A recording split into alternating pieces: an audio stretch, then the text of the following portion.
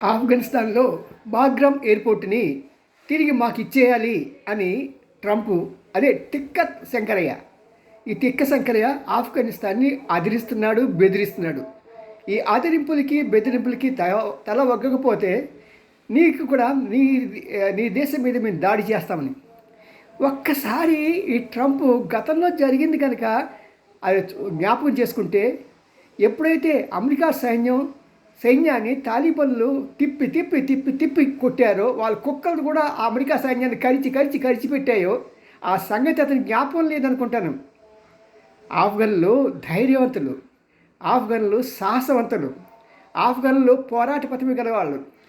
అంతెందుకు, నువ్వు మీ దేశం వెళ్ళిపోయిన ఆ ఆయుధాలు చాలు నిన్ను నీ పరివారాన్ని గంగలో కలిపేయడానికి. ఇప్పుడు పెద్ద పెద్ద రౌడీలాగా ప్రవర్తిస్తూ అది వాళ్ళకి చేయాలంట. ఆ రోజున మేము మీ దేశంలో ఉండం బాబు అని బతిమాలుకొని ఒక వాళ్ళ సైన్యాన్ని తీసుకువెళ్ళటానికి ఏరోప్లేన్స్ వేసుకున్నాడు.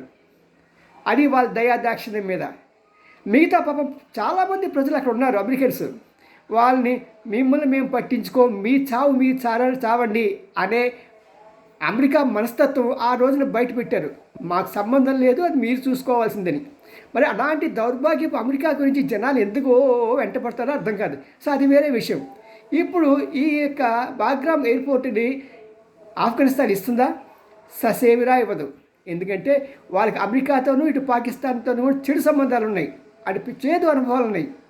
కాబట్టి ఇప్పుడు ఏం చేస్తుందంటే చైనా భారతదేశం సహాయం తీసుకొని ఇది ఒకవేళ పాకిస్తాన్ కూడా దాడి చేయడానికి ఆఫ్ఘన్ మీద ప్రయత్నం చేస్తే, అమెరికా ప్రయత్నం చేస్తే సరే దాన్ని అవకాశంగా తీసుకుని చైనా అమెరికా నడుము విరగొట్టడం తథ్యం. మరి అలాంటి సాహసాలు చేసేవాడు కాబట్టి ట్రంప్ తిక్క శంకరయ్య. మరి ఇలాంటి తిక్క శంకరయ్య గురించి చెప్పాలంటే దమ్ము ధైర్యం ఉన్న శక్తి ఒక గుడిగంటలి టీవీ9కే. See you.